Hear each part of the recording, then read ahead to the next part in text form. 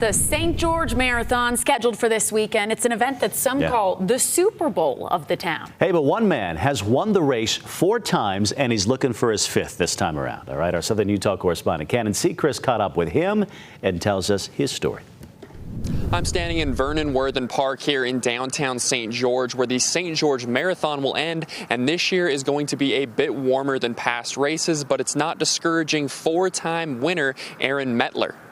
The Super Bowl of St. George, I always call it, because the whole town kind of comes together for this event. Aaron's first victory came in 2010 and just happened to be the first marathon he had ever run. All of a sudden, I get to the final straightaway, and I think people are coming behind me, and I cross the finish line and realized I had won by like 3 or 4 minutes. Dream come true. And I told myself I was only going to run 1 marathon, and that ended that dream. I mean, if your first marathon debut ends up going like that, you can't just be like, that's it. And so forever a marathoner now. He went on to win back-to-back in 2014 and 2015, and his most recent victory came in 2021. He's also competed on the biggest stage like in the Boston and Chicago marathons, but there's something special about the one right here in his backyard. When you see the scenery and the course and how peaceful, like you get to Boston, there's 1 million spectators. You get to St. George and that road is closed.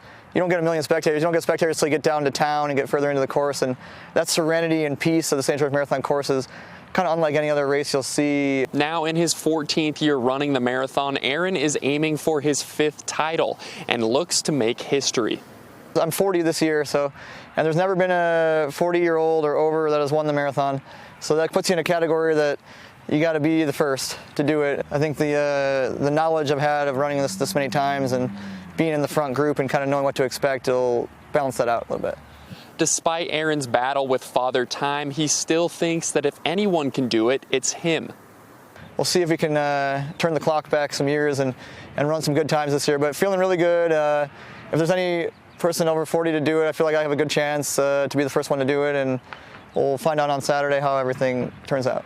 The race starts on Saturday morning in central Utah and finishes in downtown St. George, and we'll see if Aaron can snag his 5th win or if someone new and younger will claim this year's crown. Reporting in St. George, Cannon Seacrest, ABC 4 News.